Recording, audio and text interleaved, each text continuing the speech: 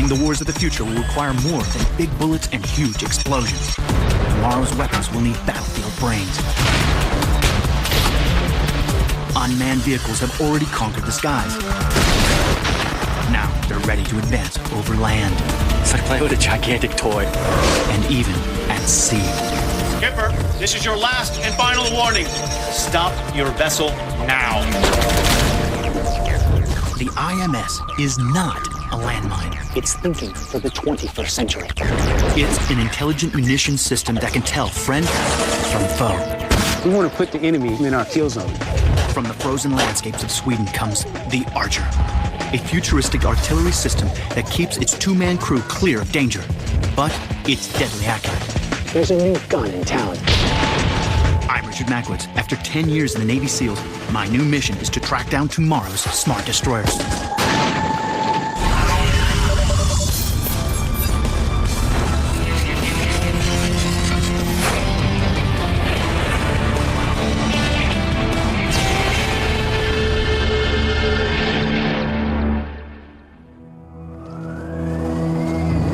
Today's war on terror demands constant vigilance. A terrorist attack can hit any place at any time without warning.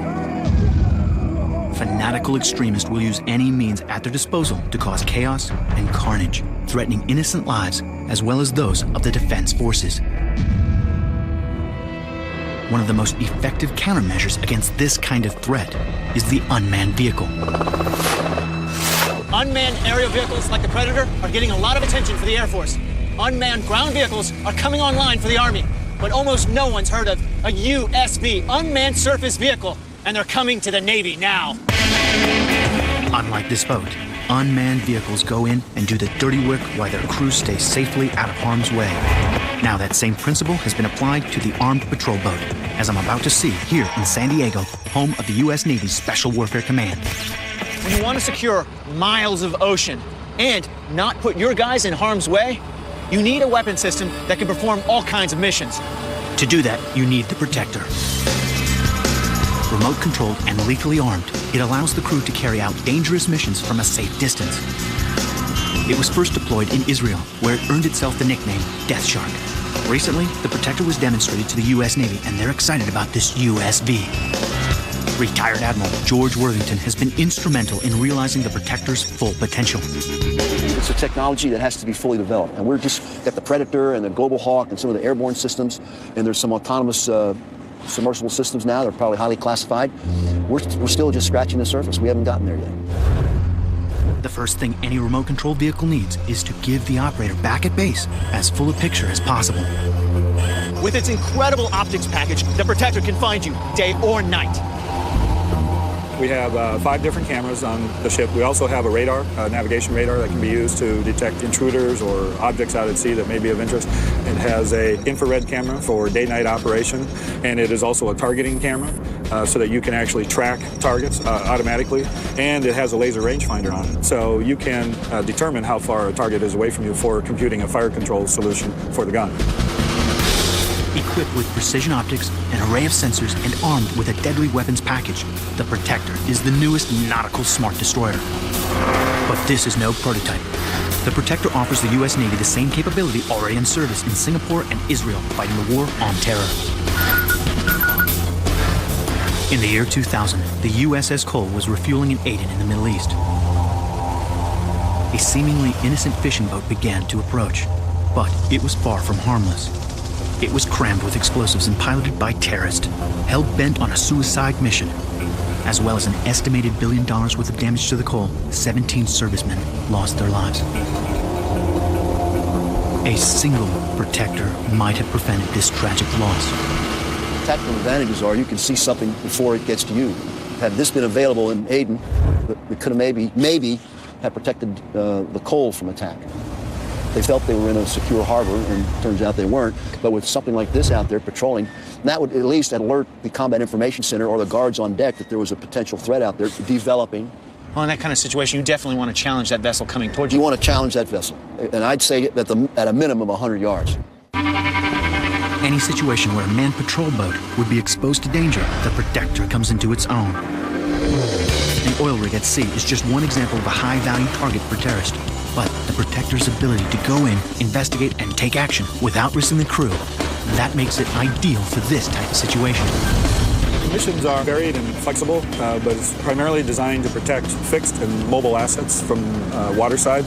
For instance, a critical installation like a desalinization plant, a nuclear power plant, an oil well that's sitting out at sea, or it can protect mobile assets like high-value assets such as Navy ships, Coast Guard ships, where you want to have that ring of defense around those assets before the bad guys get in too close. Endurance is another asset that the Protector brings to the fight. Safely out of harm's way, the two-man crew can operate in shifts for weeks at a time, while the Protector stays on active duty. Back on dry land, Program Manager Dr. Gnome takes me through the remote controls.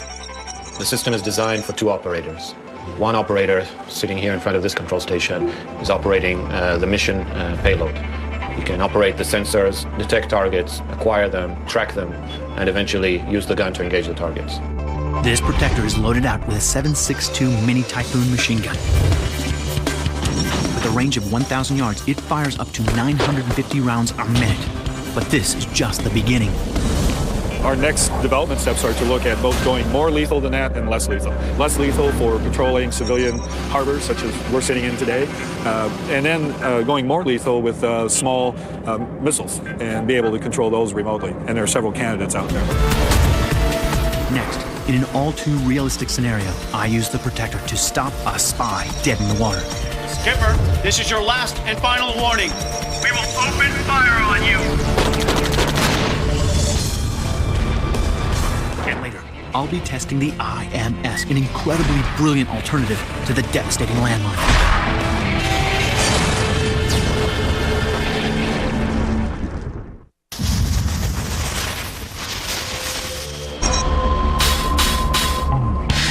I come to San Diego to test the brand new unmanned surface vehicle. I've already heard what its capabilities are, but now I'm getting ready to try it out for myself. Suicide bombers often check out their route in advance, and if these scouts can be apprehended, the attack can be prevented before it even begins. So, I'm about to test the Protector's effectiveness as an armed patrol boat. All right, so we're scanning the horizon to make sure that no vessels are there that don't belong. Right. The scenario starts with a routine sweep and clear mission in restricted waters. With the Protector's cameras, I spot what looks like an ordinary fishing boat. But on closer inspection, there's something very fishy about the man on deck. What's he doing? Can you zoom in? He seems to be angling for something more than just the catch of the day. Where is he sitting in? Is he fishing? No. No? Looks like he's I taking think he's some taking photos. photos. Aerial surveillance confirms it. The only prize this phony fisherman is after is a clear shot of the military naval ships in the harbor. No, he's not supposed to be taking photos here, is he? No. All right, so we might as well give him some indication. Skipper, stop what you're doing and state your intention. Now the Protector springs into action. Skipper, stop what you're doing and state your intention. Caught red-handed. The spy tries to make a speedy getaway. Skipper, stop your vessel. All right, let's go chase him. Dumb move. Traveling at nearly 40 miles an hour, the Protector can easily match his speed. Skipper, we will only give you 3 warnings. This is your second warning. Stop your vessel now. Skipper, this is your last and final warning. We will open fire on you. Stop now. Caught in the all-seeing optics, staring down the barrel of a machine gun with no human operator to take out, the spy quickly surrenders. Skipper, come to the back of your vessel. Put your hands in the air. The Protector will keep him under armed guard until he's picked up and brought in for interrogation. It's important to remember, this is no fantasy scenario. The Protector came about because of real-life terrorist attacks and suicide bombings using boats similar to this one. On operations in the Middle East, the Protector is already helping to keep military personnel safe. But this smart destroyer is almost guaranteed to find other combat roles in the near future. I would have loved to have access to one of these when I was in special warfare.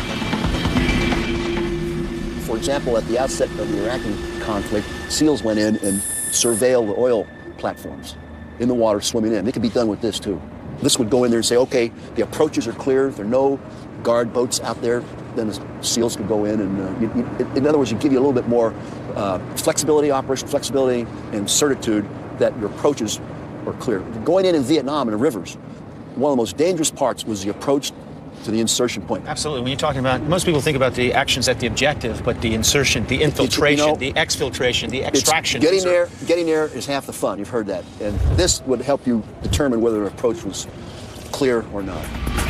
With the Protector patrolling the seas, any fleet can rest a little easier knowing they have a new and deadly ally that will never get tired and never give up. The Protector is an extremely versatile weapon system that should be in every Navy's arsenal. It's ready to counter threats in hostile environments today. Next, it's the Army's turn to bring unmanned vehicles onto the battlefield. After his rifle, the SMSS could be the soldier's best friend.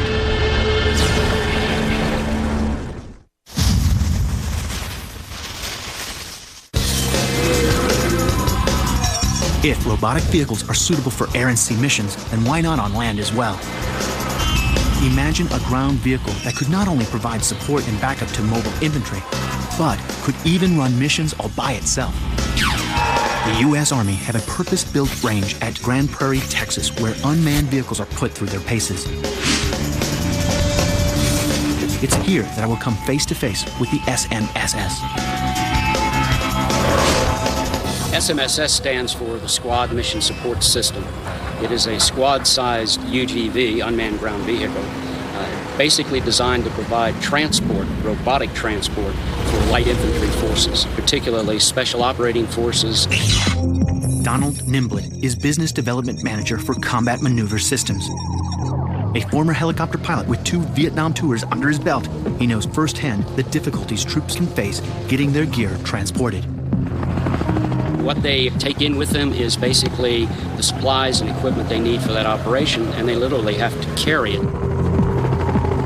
Soldiers in Iraq and Afghanistan carry an average load of 100 pounds. That's like going into combat carrying almost the weight of a person on your back. And the last place you can afford to be exhausted is when you're fighting for your life on the battlefield. In Vietnam, the soldiers were carrying so much that basically they were very fatigued most of the time that they were back in the jungles.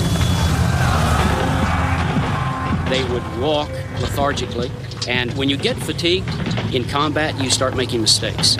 You start forgetting how you're supposed to operate tactically, and that's a danger, and it's still true today. The SMSS will eliminate some of that fatigue by quite literally taking the weight off their shoulders.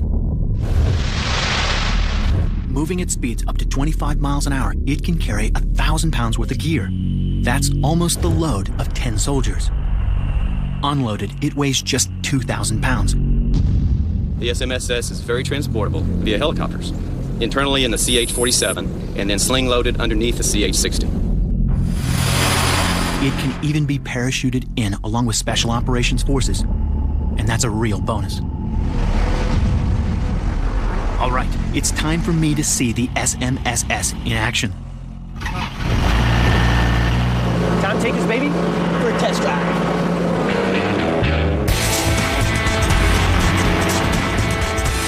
Getting the hang of the joystick controls couldn't be easier, and once you do, it's a whole lot more fun than walking. Bumps, hills, rocks. This takes every challenge in stride. Once it goes into service, it'll have to cope with every type of terrain.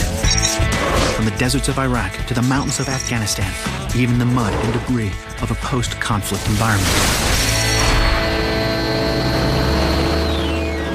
Of course, this thing is a lot of fun to play with, but the beautiful thing about the Squad Mission Support System is that everything about it can be done completely by remote control.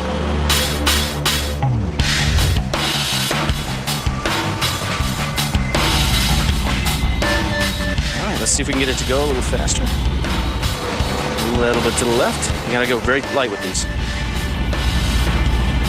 So you got the 2 different controllers right there. This goes up, this goes right and left. This is emergency stop. So, going forward, There you go. It's like playing with a gigantic toy.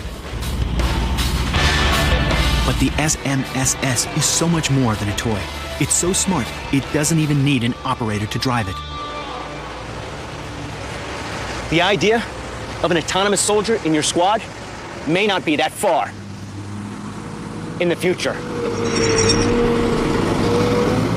The soldier is not going to want to spend his entire day looking into a display screen and having to control that vehicle to get it to do anything. We need levels of autonomy that he can essentially tell it what he wants it to do, and it goes off and does that mission, that job, that role. That's exactly what the SMSS can do. An onboard scanning sensor called a laser radar gives a 3D perception of what lies ahead. From the information received, the vehicle decides whether to negotiate the obstacle or to ask the operator for an intervention. I put my trust in this technology by standing in the pathway of an oncoming SMSS. The vehicle detects me and stops short of running me down. I guess that means we're on the same side. Being able to work on its own like this means commanders can send the SMSS into situations where they would normally have to risk the life of a soldier. We put a reconnaissance sensor on it. It could go forward, it could look into buildings, it could look down alleys, it could check out suspected sites without the soldier having to go and be personally involved in that. We could be 500 meters away, controlling the system, staying out of harm's way. Of course, no matter how smart we make our weapons, there will never be such a thing as a war without casualties. It can take up to 4 soldiers to medevac 1 soldier from a firefight. That's a lot of men pulled away from the battle, giving more power to the enemy. 1, 2, 3, look! Using the SMSS to perform emergency medical evacuations quickly and efficiently allows those 4 soldiers to continue with the attack. If we had an SMSS, the battlefield commander could use that to conduct an emergency evacuation of up to 2 personnel. If you do that, then you free up those 8 people and keep them in the fight. There's no doubt that this will play a crucial supporting role to the soldier. But is it pushing it a bit to start thinking of the SMSS as a robotic member of the squad? The SMSS should be treated as another soldier. I mean, basically, you should give it orders, tell it what you want it to do, and then let it go do it. And like a soldier, it'll either complete the mission, or if it gets confused, doesn't understand, finds something it wasn't expecting, it'll turn around essentially and ask you for further instructions, just like a soldier would. And if the SMSS is really expected to step up on the front line, then it seems only fair to give it a gun. Later, as technology permits, systems that we think can go on, obviously machine guns, light machine guns, your heavy machine gun 50 caliber. There's no reason why the Mark 19 grenade launcher couldn't go on it. We have concepts for launching Javelin missiles off of it, and other munitions could be accommodated, assuming it can accommodate the weight of the system. The Squad Mission Support System. It's the U.S. Army's own unique application of artificial intelligence to help the soldier on the ground stay alive and win the fight. Coming up, a future weapon that lies in wait can decide whether you're friend or foe, and if it doesn't like what it sees, well, the enemy is going to have a bad day.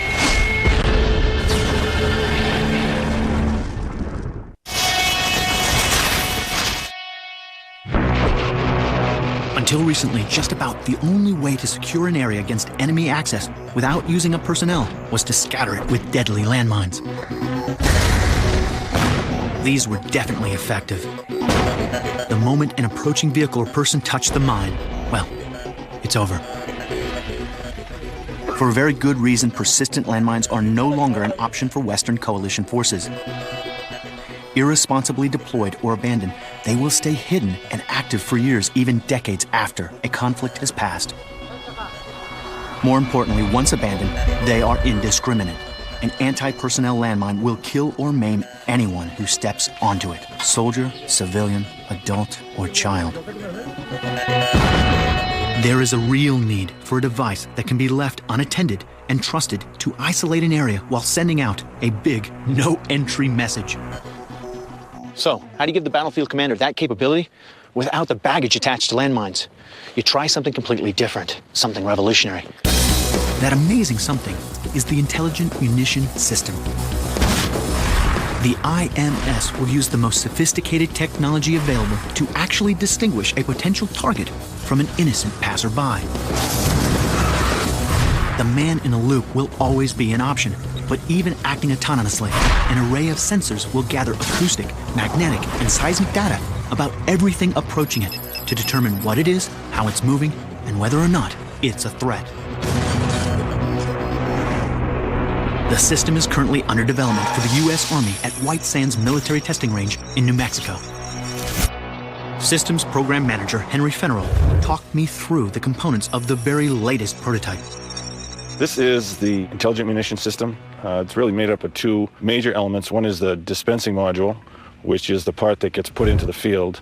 And over here we have the control station, which is made up of a ruggedized laptop computer as well as a transceiver. And this device would be put in a remote location for the operator to oversee the field. The dispenser module is the business end of this device. As well as the smart electronics, it usually contains two different types of munitions. The anti-vehicle munitions are based on the sensor-fused weapon sublet technology and is a top attack system. If a target vehicle triggers the IMS, a gas generator propels a small explosive sublet out of a launching tube. It spins as it climbs, scanning the ground below with its infrared sensors in an ever-increasing circle. If it finds a target, the sublet ignites the warhead, creating an explosively formed penetrator to take it out. This doesn't come back down to the ground unused. If it doesn't find a target once it's fired in the air, it will self-destruct, won't it? That's correct. It leaves a clean battlefield. This airborne approach allows one sublet to cover an area of over 80,000 square feet. That means just one IMS module is much more effective than dozens of landmines. We want to put the enemy at a disadvantage. We want to put him in our kill zone. That's all about shaping the battlefield, channeling him, making him go where we want to kill him. And that's where IMS is key. This is a super smart destroyer that can act unsupervised or under the control of a remote human operator. It's a quantum leap from the old indiscriminate landmine. This is not a mine. This is a munition system. We don't have to bury it. You know, it's there. It can be camouflaged so the enemy doesn't see it. The vehicle, be it a tank or whatever, does not have to run over this in order to be engaged. As long as that target is within the engagement area, we can engage that target.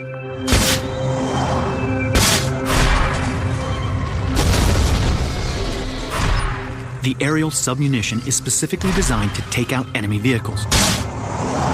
But the IMS has another trick up its miniature metal sleeves. We can also sense personnel even trying to crawl up to this system. And if so, it'd be engaged by these grenades here. So the system is tamper-proof. There's no way to sneak up on it or get access to it unless we want you to have access to it. It's certainly more effective than a landmine, but knowing precisely when not to fire is what makes the IMS a truly smart addition to the future theater of war. We know we need to pass a friendly unit through. With the IMS, we can still deny the enemy the use of that terrain. We can turn the field off or put it in a safe passage mode and allow the friendlies to go through, and then rearm that field after they get through so that we're protected at that point. Which is something we've never really been able to do. We've never been able to do that before. We're still showing an executed status here. Tom Fry has positioned his command and control vehicle here at White Sands. I'm taking the battlefield commander seat to see how easy it is to get the system switched off and safe. IMS, this is H2.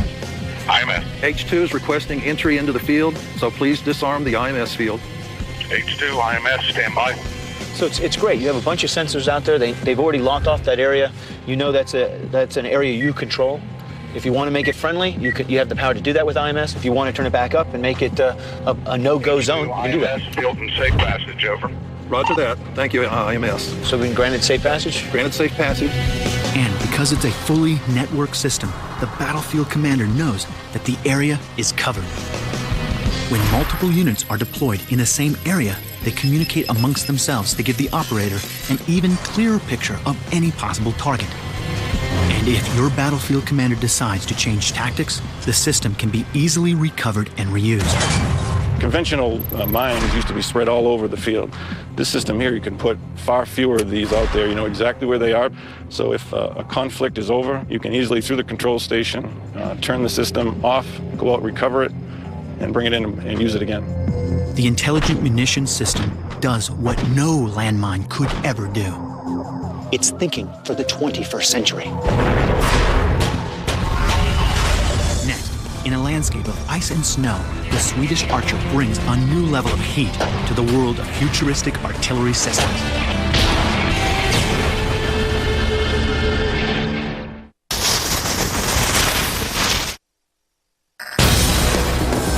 Big guns can make or break the battle. Whoever has the most accurate firepower will dominate. And there's nothing like it when you see the carnage of their barrage. You know that however hard the enemy defenses were, they're now seriously softened up. But even the giants of the battlefield have their weaknesses. Muscle is no use without speed. When it comes down to a big gunfight, you're either quick or you're dead. And the sheer size and weight of most heavy artillery makes it vulnerable to another factor that is completely outside of your control: the weather. Extreme conditions of hot, cold, and wet can cause the big guns to get bogged down, stopping an army in its tracks. What's needed is a heavy-duty, hard-hitting howitzer that can get through anything, from frozen snowdrifts to searing sandstorms, delivering its payload rapidly. Now, there is a solution, but to find it, I have to travel to one of the most extreme climates in the world: the frozen, remote forests of Sweden. The Swedish Army's firing range is in Boden, just 70 miles south of the Arctic Circle. I've come here to see an exclusive test firing of a heavy weapon that promises to deliver whenever and wherever you need it, no matter what the weather.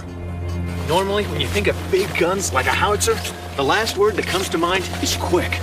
But there's a new gun in town. This is the fastest heavy howitzer in the world. It's the Archer. The Archer is a fully automated, self-loading 155mm howitzer mounted on a 6-wheel drive armored truck. Even at minus 35 degrees, it's ready to go to work. The Archer is so cutting edge, there are only 2 prototypes in existence.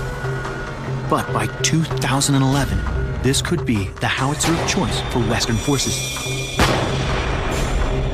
Major Lars Rutgersson of the Swedish Army Artillery Regiment believes this weapon is setting a new standard for artillery. The Archer is a weapon which belongs to the future. It's a very fast system and it has a capability to fire very long range. In fact, its range is 31 miles, almost twice that of the Archer's predecessor. This incredible reach alone is enough to qualify the Archer as a first-rate future weapon. But that's also true of its mighty 6-wheel drive transport system. Designed to be practically unstoppable, no climate, terrain, or weather condition is too extreme for the Archer. The Archer is built to actually operate in all kind of weathers. We could operate in snow, as well as in sand or desert. Wherever you want it to go, the Archer comes through. And when it gets there, it just takes seconds to set up and fire. One of the reasons the Archer is so fast is nobody has to get out and do any of the heavy lifting. Everything is completely automated.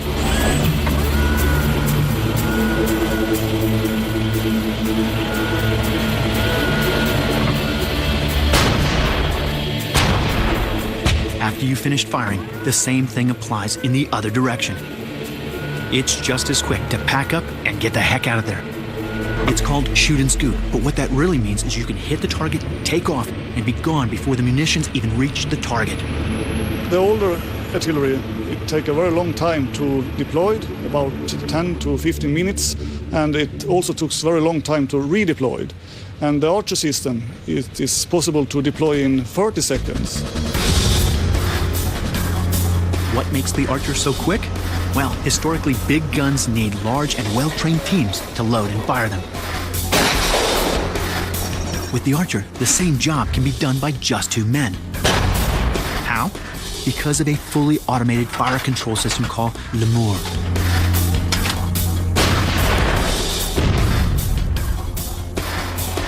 This gives the operator an electro-optical sight and a remote-controlled weapon station to zero in on the target using either a laser rangefinder, infrared, or regular TV camera. Everything from loading to firing is automated. The big difference with the loading and so on is that we only press a button on the screen here, and then everything is automatic back in the loading system. And a fully automated loading system means that the operating crew never has to expose itself to the enemy by leaving the safety of the armored cab. The cab of the Archer is completely armored and has glass almost 3 inches thick. So I'm safe from small arms fire. And if I enter an area where there's a radiation, biological, or chemical threat, no problem. Plus, it's a lot warmer in here than it is out there. But there are so many other features that make the Archer such a smart destroyer. The gun barrel is more than 26 feet long, helping it to achieve its phenomenal range. It can fire off 20 rounds in just 2.5 minutes. It can even fire the most advanced artillery round in existence, Excalibur. This uses GPS navigation to home in on a small target with incredible accuracy from distances of 25 miles or more. GPS requires a lot of sensitive electronics, and it was a major achievement for it to survive just being fired from a cannon. The round actually steers itself after it's been fired, a first for an artillery shell. Coming up, the target is miles away, and it's about as small as they come. Using only a standard round, we challenge the Archer to hit the bullseye.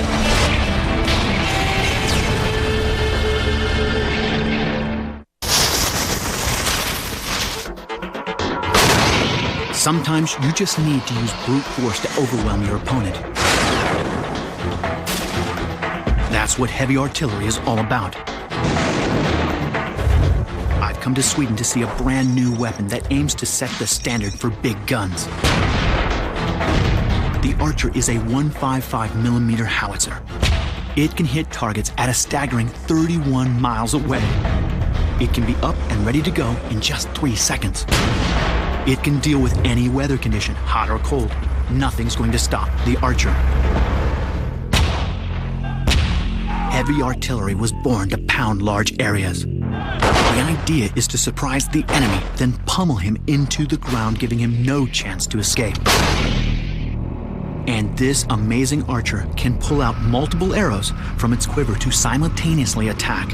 With a bit of computer number crunching and a little alteration of the barrel's angle of elevation, it can carry out what is known as multiple round simultaneous impact. If you can fire a shell at a high angle, it takes longer to reach the target than if you fire it at a low angle. By starting high and dropping the barrel between each shot, it's possible to time the launches so that anything up to 5 shells will all bombard the target at exactly the same time. Although it's simple in principle, multiple round simultaneous impact is actually extremely difficult to achieve, and only the most sophisticated systems have been able to demonstrate real results. Using this tactic, a couple of Archers can land dozens of shells onto an enemy target within a time frame of about a second. No warning, no escape. They haven't got the time to go into protection or a foxhole or something like that. But how well does the Archer perform without the help of MRSI, or the Excalibur GPS-guided shell? Well, that's exactly what we want to find out. So we've set up a little challenge here at Boden.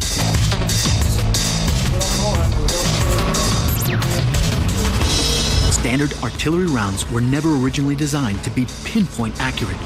They were meant to bombard a large area. The target, a regular car. It's placed just 2 miles away. Okay, it's not far by artillery standards, but then a car is much smaller than anything you would normally try to hit using a howitzer and a standard round. To understand this shot, imagine trying to hit an apple with a bow and arrow from 250 feet away. First, the crew identifies the target and locates its exact position. Then, the laser rangefinder determines the precise distance. Other factors such as wind speed are taken into account. The firing sequence is fine-tuned to an incredible degree of accuracy for this specific set of conditions. You can feel the tension. Finally, it's the moment of truth.